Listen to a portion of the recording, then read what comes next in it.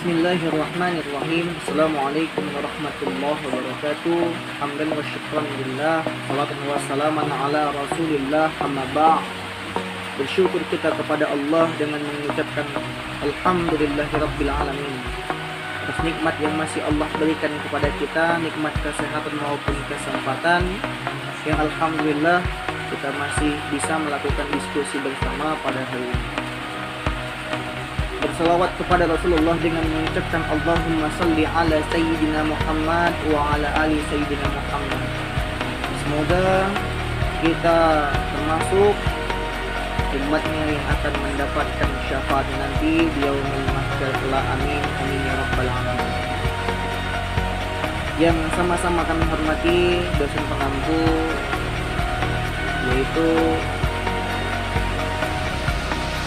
Bapak Indra Satya Pohan MPDI, dan yang saya sayangi serta saya banggakan teman-teman seperjuangan. Baiklah, di sini saya mewakili pada kelompok 4 ingin mempresentasikan hasil diskusi kami. Namun sebelum itu perkenalkanlah terlebih dahulu. Ada pepatah yang mengatakan tak kenal maka tak sayang maka tak cinta. Perkenalkan, nama saya Syauki Alfanjari, dan kemudian nanti ada rekan-rekan saya. Yang pertama itu ada Sapna Dewi, kemudian Suci Ahirawati, Syahrani Ramadona, dan kemudian yang terakhir ada Windy Aulia Borupea.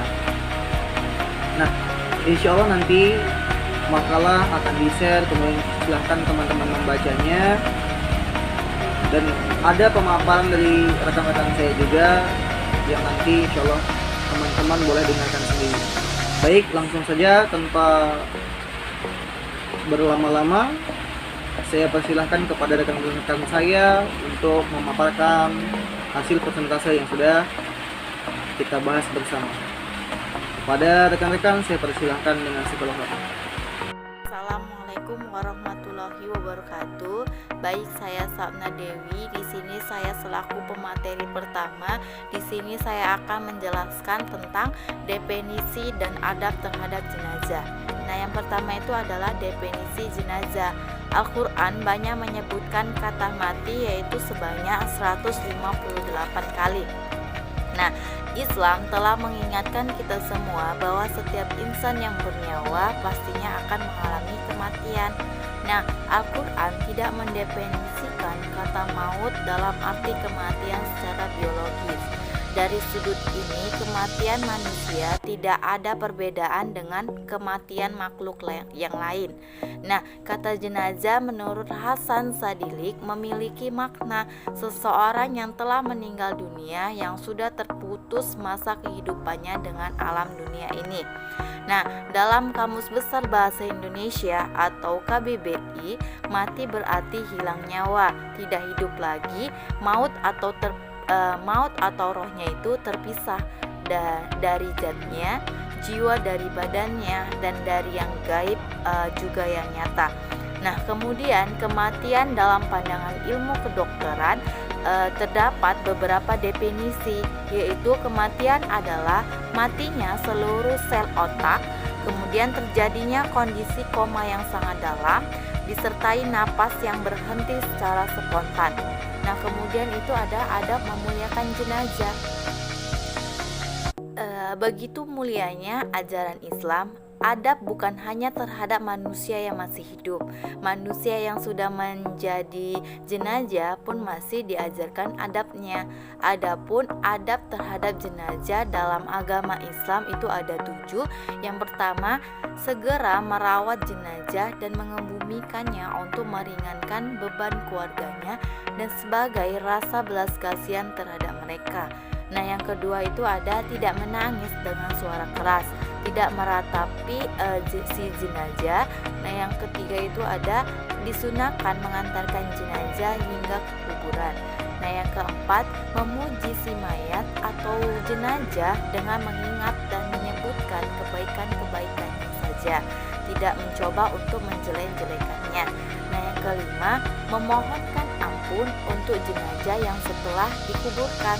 Nah, yang keenam itu disunahkan bertaziah kepada keluarga korban dan menyarankan mereka untuk tetap sabar dan mengatakan kepada mereka, sesungguhnya milik Allah lah apa yang telah Dia ambil dan miliknya jugalah apa yang Dia berikan, dan segala sesuatu di sisinya sudah ditetapkan ajalnya. Maka hendaklah kamu bersabar dan mengharapkan pahalanya. Nah, yang terakhir yaitu dilarang duduk di atas kubur, karena seperti itu termasuk menghina kuburan. Nah, demikian materi yang pertama. Selanjutnya akan disampaikan atau dijelaskan oleh pemateri kedua. Terima kasih. B. Definisi syarat dan hukum fardu kifayah.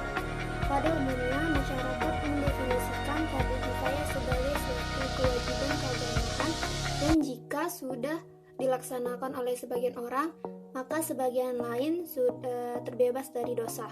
Tetapi kalau tidak ada satupun yang melaksanakannya, maka semua berdosa. Contohnya seperti mengurus jenazah yang meliputi memandikan, mensolati, dan menguburkannya. Nah, jadi hukum fardu kifayah ini adalah kewajiban yang harus dilakukan bagi setiap mukhalaf. Jika ada satu orang yang melaksanakannya, maka gugur kewajibannya. Tapi apabila tidak ada satupun yang melaksanakannya, maka semuanya berdosa. Selanjutnya, syarat dan hukum fardu kifayah. Syarat sholat jenazah merupakan salah satu fardu kifayah atau kewajiban kolektif. Oleh karena itu, seperti yang sudah dijelaskan sebelumnya, apabila ada salah satu seseorang di suatu tempat telah melaksanakan kewajiban sholat jenazah tersebut, maka sudah gugur kewajiban bagi orang lain. Meskipun begitu, melaksanakan sholat jenazah merupakan anjuran bagi siapapun yang mengetahui bahwa ada saudara semuslimnya meninggal dunia. Ketika akan melaksanakan sholat jenazah, maka ada beberapa rukun yang harus dilakukan. Tujuannya agar sholat jenazah yang dilakukan menjadi sah. Syarat sholat jenazah diantaranya sebagai berikut. Yang pertama, seperti halnya ketika melaksanakan sholat wajib ataupun sholat sunnah, maka ketika melaksanakan sholat jenazah haruslah menutup aurat, suci dari hadas kecil maupun hadas besar, suci dalam hal berpakaian, badan maupun tempat, dan harus menghadap ke kiblat. Kemudian yang kedua, mayat yang akan disolatkan haruslah sudah dimandikan dan dikafani sesuai dengan syariat. Dan yang terakhir, yang ketiga, letak jenazah yang akan disolatkan berada di sebelah kiblat orang yang menyolatkannya, kecuali apabila sholat jenazah dilakukan di atas kubur maupun sholat gaib. Bismillahirrahmanirrahim. Saya Syahrani Ramadana akan melanjutkan materi kami, yaitu tentang penyelenggaraan fardu kifayah. Pengurusan jenazah dalam Islam itu ada 4, yakni memandikan jenazah, mengkafani jenazah, menyolatkan, dan menguburkan jenazah.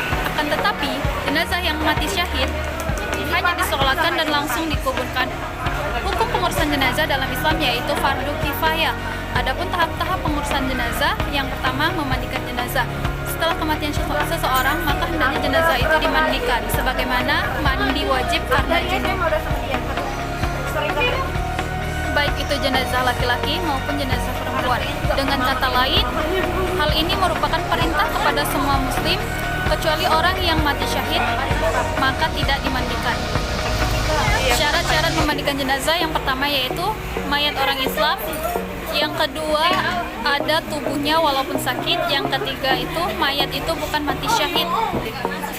Setelah jenazah dimandikan, yaitu yang tahap yang kedua, mengkafaninya. Mengkafani itu dilakukan setelah mayat dimandikan. Sebaiknya orang yang pada dasarnya tujuan dari mengkafani mayat ialah untuk menutupinya dari pandangan mata dan sebagai penghormatan kepadanya, karena menutup aurat dan menghormatinya adalah wajib selagi masih hidup, begitu pula ketika meninggal. Setelah jenazah dimandikan dan dikafani, langkah berikutnya yaitu mensolatkan jenazah.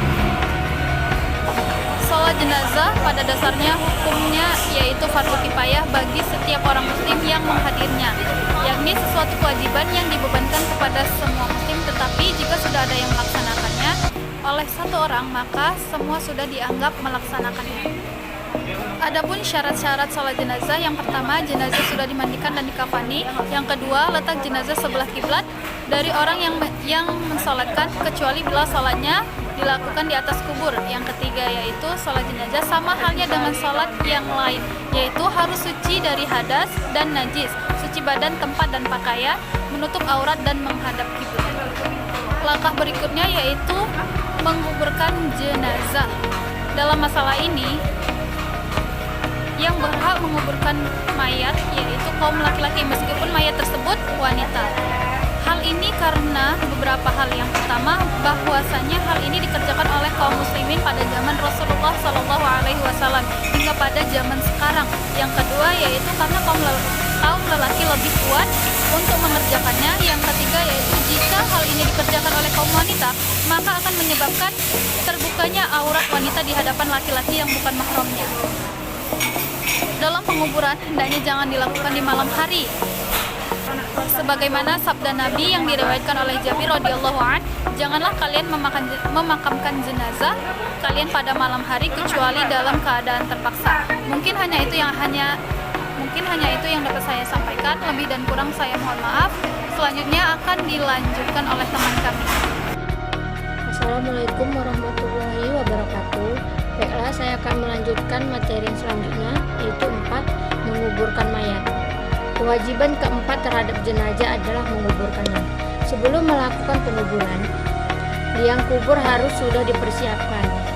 Dalamnya liang kubur sekitar 2 meter agar tidak tercium baunya dan tidak dimakan oleh binatang buas. Yang demikian juga menjaga kehormatan jenazah.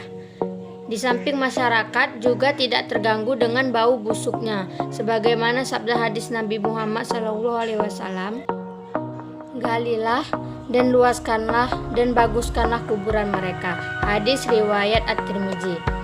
Yang menguburkan mayat adalah kaum lelaki, meskipun mayat tersebut perempuan.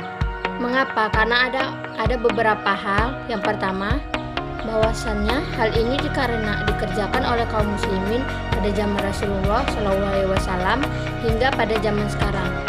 Nah, yang kedua, karena kaum lelaki lebih kuat untuk mengerjakannya. Yang ketiga, jika hal ini dikerjakan oleh wanita, maka akan menyebabkan terbukanya aurat wanita di hadapan lelaki yang bukan mahramnya.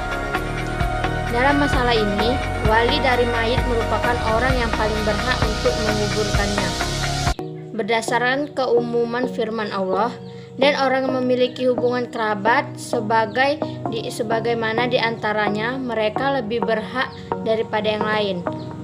Al-Anfal ayat 75. Nah, materi yang selanjutnya yaitu D. Sejarah awal jenazah dikuburkan. Peristiwa pembunuhan, kematian, serta penguburan jenazah yang pertama kali dalam Islam dikisahkan dalam Al-Quran, surat Al-Ma'idah surah 5 ayat 30 dan 31. Kisah ini memberitahukan mengenai 2 putra Nabi Adam, yaitu Qabil dan Habil. Dalam kisah ini, Qabil membunuh saudaranya. Setelah melakukan pembunuhan, Qabil kebingungan dalam menguburkannya jenazah saudaranya. Secara tiba-tiba ia melihat seekor burung gagak yang menguburkannya jenazah. Burung gagak lain dengan menggali tanah lalu memasukkan tubuh gagak yang mati ke dalamnya. Qabil lalu melakukan hal yang sama terhadap jenazah saudaranya. Penguburan jenazah merupakan bagian akhir dari proses pengurusan jenazah. Hukum penguburan jenazah menurut ijma ulama adalah fardu kifayah. Waktu penguburan jenazah dapat dilakukan kapan saja, tetapi hukum makruh diberikan kepada penguburan di malam hari. Karena penguburan di malam hari dilakukan hanya dalam keadaan terpaksa sesuai dengan hadis yang diriwayatkan oleh Imam Ibnu Majah. Hukum makruh juga ditetapkan pada penguburan jenazah bersamaan dengan matahari terbit. Matahari berada di posisi puncaknya puncaknya, dan ketika matahari terbenam, hukum atas ketiga waktu ini berubah menjadi mubah ketika dikhawatirkan tubuh jenazah akan membusuk jika tidak segera dikuburkan. Dan yang selanjutnya, hikmah kehidupan. Hikmah ini bukanlah hanya dari ilmu yang kita pelajari dari buku-buku dan bukan pula peristiwa-peristiwa yang kita alami dalam kehidupan sehari-hari. Hikmah adalah suatu renungan dan kesungguhan memanfaatkan ilmu, suatu ruang dan kesungguhan memanfaatkan ilmu-ilmu dan peristiwa-peristiwa yang kita alami dalam kehidupan sehari-hari.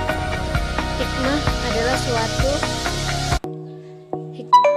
suatu renungan dan kesungguhan memanfaatkan ilmu-ilmu dan peristiwa-peristiwa serta melibatkan hubungan atau kaitan-kaitan yang ada di dalamnya, serta membahas tentang sumber dan tujuannya.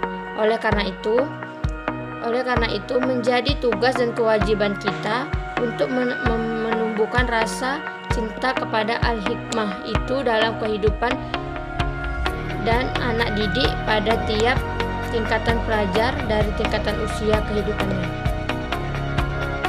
Baiklah, sekian dari saya. Selanjutnya akan dilanjutkan oleh moderator. Assalamualaikum warahmatullahi wabarakatuh.